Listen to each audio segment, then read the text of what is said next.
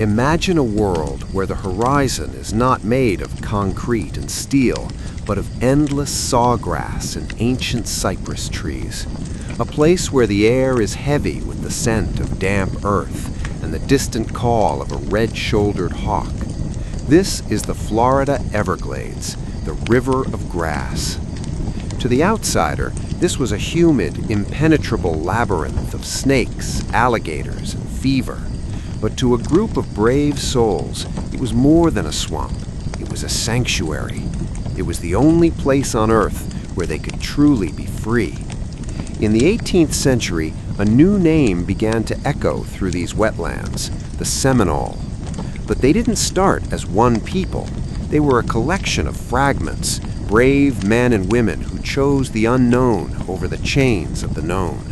This is the story of how they were born, how they survived, and why they became the only tribe in American history that never truly surrendered. To understand the Seminole, we must travel north to the red clay hills of Georgia and Alabama. Here lived the Muskogee Creek Confederacy. They were a powerful agricultural people with complex cities and deep traditions. But as the 1700s progressed, the world around them began to fracture. European expansion brought pressure. Tribes were forced to take sides in the wars between the British, the Spanish, and the newly forming United States. Internal conflicts arose. Some wanted to adapt to the white man's ways. Others wanted to remain true to the old path. Those who sought the old path, the separatists, began to move south. They were looking for a place where the reach of the colonial governments couldn't find them. They crossed the border into Spanish Florida. In the Muskogee language, they were called Seminoles, a word meaning runaway, pioneer, or those who camp at a distance. They didn't see runaway as a label of shame. To them, it was a badge of courage. It meant they had the strength to leave everything behind for the sake of autonomy. But the migration wasn't just made of Native Americans. As the news of this wild sanctuary spread, it reached the ears of those in the most desperate of circumstances, the enslaved people of the southern plantations. Spanish Florida had a unique policy. They offered refuge to escaped slaves if they converted to Catholicism and served in the militia. These freedom seekers fled through the woods, navigating by the stars, until they reached the Seminole camps. What happened next was one of the beautiful and rarest alliances in human history. The Seminoles did not see these newcomers as slaves. They saw them as fellow survivors. These African pioneers, known to history as Black Seminoles, built their own villages near the native camps. They shared seeds. They shared knowledge. The Black Seminoles taught the natives new methods of rice cultivation, and the natives taught the Africans how to survive the predators of the swamp. They intermarried. Their bloodlines blurred, creating a bond of brotherhood so strong that no army could easily break it. They weren't just neighbors, they were a shield for one another. By the late 1700s, the Seminole culture had fully blossomed in the heart of Florida. Life here was dictated by the rhythm of the seasons, the wet season and the dry season. To survive the floods, they invented the chickee. A chickee was a masterpiece of indigenous engineering. It was a raised wooden platform with a roof made of thick palmetto leaves. There were no walls. Why? Because in the sweltering Florida heat, the wind was your best friend. The open air kept the insects away and the people cool. As you listened to the rain drumming on the palmetto leaves above you, you realized that for the Seminole, the environment wasn't an enemy to be conquered, it was a home to be embraced. They moved through the shallow waters in dugout canoes, carved from a single massive cypress log. They moved silently, like shadows over the water. They hunted deer, gathered kunti root to make flour, and fished the teeming waters of the coast. For a few decades, there was a fragile peace. But while the Seminoles were building a life of harmony, the world to the north was growing hungry. The United States was expanding. Georgia slave owners were furious that their property was finding freedom among the Seminoles. Settlers wanted the fertile lands of Florida for their own. General Andrew Jackson, a man whose name would become a curse to the indigenous people, began to look toward the south with a cold, calculating eye. He saw the Seminoles not as a sovereign nation, but as an obstacle. The borders began to tighten. The whispers of war started to carry on the southern winds. The Seminoles knew that their peace was coming to an end. They had run as far as they could. There was nowhere left to go but deeper into the heart of the river of grass. As we close this first chapter of our journey, look at the Seminole at the turn of the 19th century. They are a mosaic of peoples: Creek, Miccosukee, African, and survivor. They have built a kingdom in a land that white men called God-forsaken. They are the children of the swamp. They are the keepers of the fire. They don't know yet that the greatest military power on earth is about to knock on their door. They don't know that they will be hunted for 40 years. But they have a secret weapon. They know the land, they know the water, and most importantly, they know what it means to be free. In Part 2, we will witness the spark that lit the fire, the rise of a leader named Osceola, and the moment a hunting knife changed history forever. But for now, let the sound of the Everglades wind carry you into a deep, restful sleep. You are safe in the sanctuary. You are among the unconquered. The tranquility of the Everglades was a fragile glass, and in the early 1800s, that glass began to shatter. The United States had purchased Florida from Spain, and almost overnight, the Seminole sanctuary became American soil. But to the Seminoles, land was not something to be bought or sold with a piece of paper in a distant city. Land was the mother that fed them. It was the spirit of their ancestors. General Andrew Jackson had already led a brief, violent campaign into Florida, burning villages and seizing cattle. But the real shadow began to loom in 1830, when the Indian Removal Act was signed into law. The message from Washington, D.C. was clear: leave your homes, leave the graves of your fathers, move 1,000 miles west to the dusty plains of Oklahoma, or be destroyed. He was not born a chief. He had no royal blood. His name was Billy Powell, but the world would soon know him by his chosen name, Osceola. Osceola was a man of the New World. He was of mixed heritage, with both Creek and European blood, but his heart was 100% Seminole. He was tall, slender, with eyes that seemed to burn with a quiet, dangerous fire. He wasn't just a warrior, he was a master of psychology. He understood that the Americans didn't just want the land, they wanted the Seminoles to feel small. They wanted them to beg. While older chiefs, weary of war and fearful for their children, began to consider the government's offers, Osceola stood in the back of the council fires, his arms crossed, his jaw set. He knew that to leave Florida was to die a slow death of the spirit. He chose a fast death of the sword instead. In 1834, at Fort King, a fateful meeting took place. The U.S. Indian agent, Wiley Thompson, called the chiefs together. He laid a treaty on the table, a document that would force the Seminoles to give up everything and move west. Sign it, Thompson demanded, or the Great Father in Washington will send his iron men to crush you. The older chiefs hesitated. The air in the room was thick with tension. Then Osceola stepped forward. He didn't speak a word. He reached into his belt and pulled out his heavy hunting knife. With a sudden, violent motion, he slammed the blade through the center of the treaty, pinning it to the wooden table. "This," Osceola hissed, "is the only way I will sign with the white man." That single act of defiance was the spark that lit the Florida wilderness on fire. There was no going back.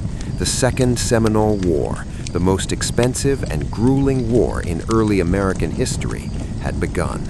The U.S. Army arrived with thousands of soldiers, heavy cannons, and blue uniforms. They expected a quick victory. They expected the Seminoles to line up in a field and fight like Europeans. But the Seminoles were ghosts. They used the terrain as their greatest ally. In the Big Cypress and the Withlacoochee swamps, the soldiers found themselves waist-deep in black muck, surrounded by sawgrass that sliced through their skin like razors. The heat was a physical weight. Disease, yellow fever, and malaria killed more soldiers than bullets ever did. Suddenly, from the impenetrable green wall of the forest, a high-pitched war cry would ring out, "Yo-ho-ee!" A volley of musket fire would tear through the ranks, and by the time the soldiers could reload, the Seminoles had vanished.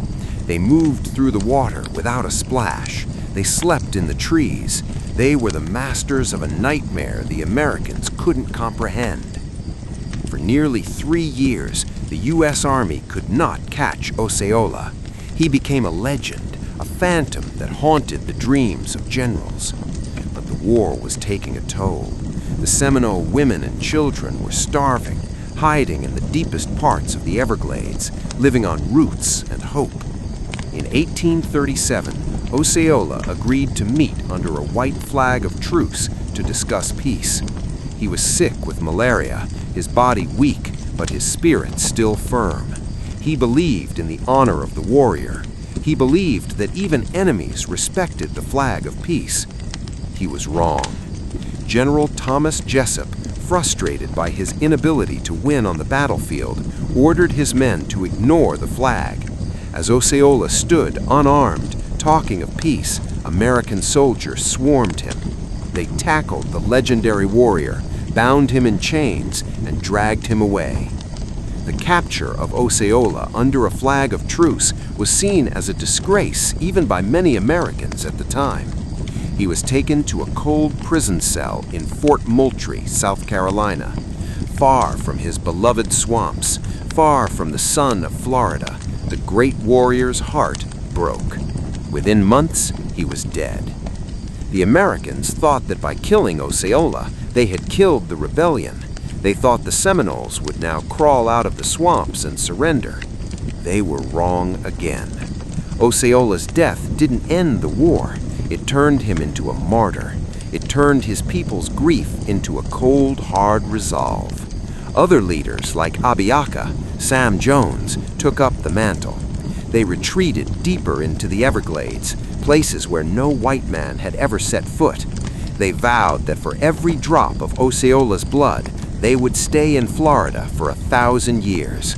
The war would continue for 5 more bloody years, and the price of freedom would only get higher. As you drift into sleep, imagine the flicker of a lonely campfire deep in the heart of the Everglades. The leader is gone, but the fire remains. The spirit of resistance is now woven into the very fabric of the grass and the water. The Seminoles are still there, waiting in the shadows, unbowed and unbroken. In Part 3, we will explore the secret alliance that terrified the South, the story of the Black Seminoles and their fight for a different kind of freedom. But for now, rest. The swamp is quiet. The warriors are watching.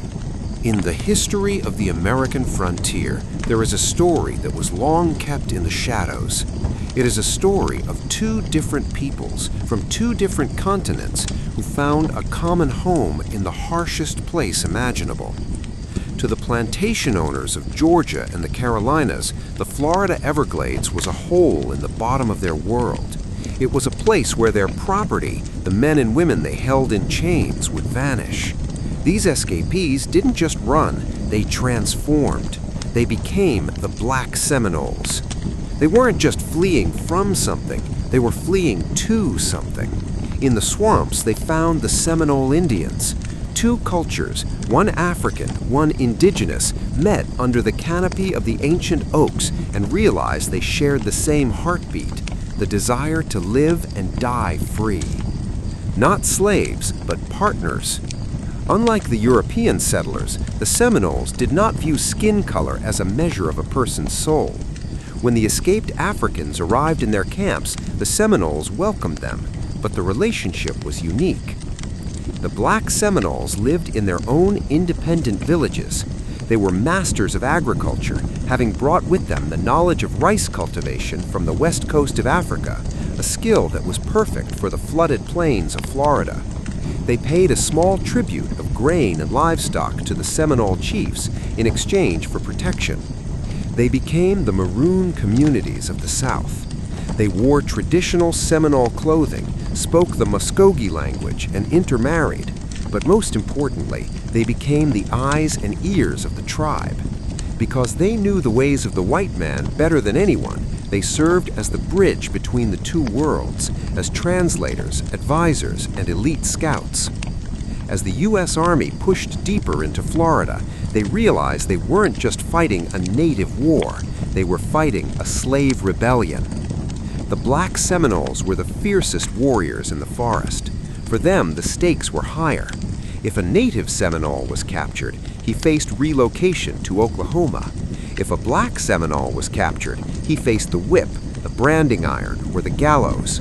They fought with the desperation of men who knew that surrender was not an option. One of the most famous leaders was a man named John Horse, also known as Juan Caballo. He was a tall, imposing man of mixed African and Seminole heritage. He was a brilliant tactician who could negotiate with U.S. generals in the morning and lead a terrifying ambush by nightfall. Under his leadership, the black Seminoles became the special forces of the Everglades. They moved through the sawgrass with a silence that seemed supernatural, striking at the heart of the American supply lines. Why was the U.S. government so desperate to destroy the Seminoles? It wasn't just about the land. It was about the fear of inspiration. If the slaves on the plantations heard that there was a place in Florida where black men were free, where they carried rifles, where they owned land and lived as equals with native warriors, the entire system of slavery would collapse. The Seminole Nation was a living proof that a multiracial society could thrive in defiance of the law. The U.S. Army was ordered to separate the two groups. They tried to tell the native Seminoles, if you give up the black people among you, we will let you stay.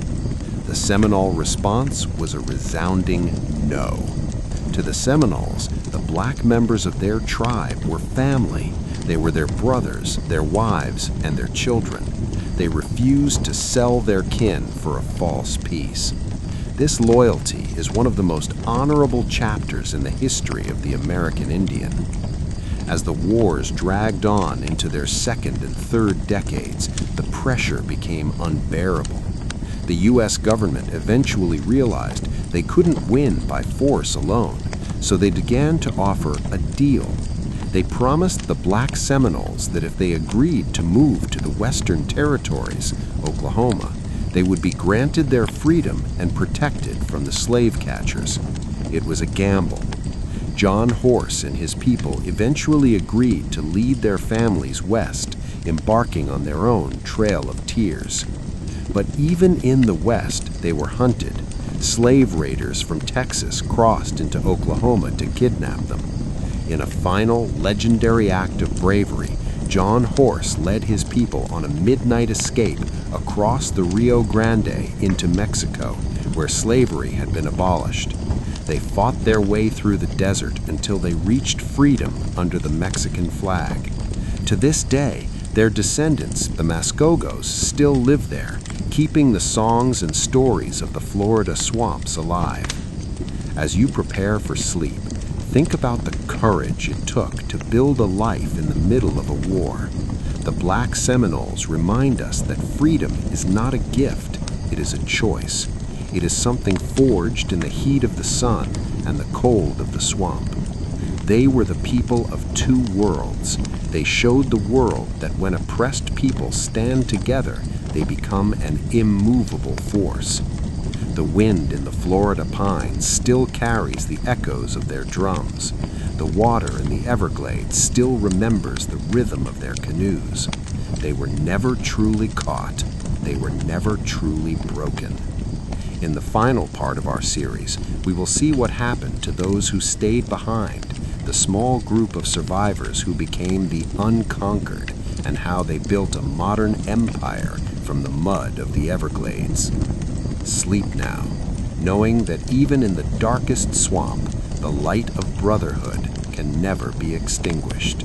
By the year 1858, the third and final Seminole War had officially wound down. The United States government, exhausted by 40 years of conflict and millions of dollars spent, simply stopped fighting. They declared the war over not because they had won, but because they could no longer find the enemy. The vast majority of the Seminole people had been forcibly removed to the dry, unfamiliar plains of Oklahoma. But deep within the heart of the Florida Everglades, in the places where the mosquitoes are thick as clouds and the water is hidden by the sawgrass, a small band of survivors remained. There were fewer than 300 of them. They were the remnants of a once great nation, now living as ghosts in their own land. The world thought they would eventually fade away, claimed by the harshness of the swamp or the passage of time. The world was wrong. For the next 60 years, the Seminoles lived in what historians call the Century of Silence. They stayed away from the white man's cities. They avoided the new roads and the growing railroads. They retreated to the Big Cypress and the Brighton regions, living in their open-air chickees and traveling only by dugout canoe. They became masters of the hidden world. While the rest of Florida was being drained and paved, the Seminoles kept the old ways alive. They spoke their native languages, Miccosukee and Muskogee. They practiced the green corn dance, a sacred ceremony of renewal and forgiveness. They had a code: stay hidden, stay quiet, stay free. To the outside world, they were a mystery. To the government, they were forgotten. But within the tribe, a new identity was being forged. They began to call themselves the Unconquered. Why? Because unlike every other tribe in North America, they had never signed a peace treaty. They had never officially surrendered. Technically, the war had never ended. They had simply outlasted the invaders. In the early 20th century, the silence was broken. Florida was changing. The Everglades were being drained, and the white man's world was encroaching on their sanctuary. The Seminoles realized that to survive the new century, they had to adapt without losing their soul. They began to emerge from the swamps, but on their own terms. They became famous for their crafts, intricate, colorful patchwork clothing that mirrored the vibrant colors of the Florida sunrise. They began to wrestle alligators for tourists, turning a survival skill into an iconic cultural display that drew people from all over the world. In 1957, they took a monumental step. They officially organized as the Seminole Tribe of Florida. They were no longer just a group of survivors. They were a sovereign nation within a nation. They began to fight for their rights in the courtrooms instead of the battlefields. They sued for their land. They sued for their dignity, and they won. What happened next is one of the greatest economic success stories in indigenous history. In the late 1970s, the Seminoles pioneered something that would change the face of tribal sovereignty forever: high-stakes bingo and gaming. They faced immense legal pressure, but the Seminoles were used to being under fire. They argued that as a sovereign nation, they had the right to govern their own lands. They won a landmark Supreme Court case that paved the way for tribal gaming across the United States. In 2007, the Unconquered people did something that shocked the global business world. The descendants of the warriors who once hid in mud huts purchased the Hard Rock Cafe International Empire. The tribe that the U.S. government tried to starve into extinction now owned one of the most famous brands on the planet. But if you visit the reservations today, you will see that the money isn't the point. The wealth is used to provide free health care for every tribal member, to fund elite education for their children, and most importantly, to preserve their language and culture so that it may never be lost again. At the center of this legacy is the memory of Abiaka, the medicine man, also known as Sam Jones. While others wanted to surrender, it was Abiaka who insisted that they stay in Florida. He was the spiritual anchor of the resistance. Today, a statue of Abiaka stands at the entrance of the tribe's headquarters. It shows him leading a woman and child toward the safety of the swamps. It serves as a reminder that the tribe's survival was not an accident, it was a choice. It was the result of a stubborn, beautiful refusal to give up. The Seminoles are still here. They are in the boardrooms of New York. They are in the universities, and they are still in the deep, quiet corners of the Everglades. They have survived the musket, the malaria, the poverty, and the pressure to vanish.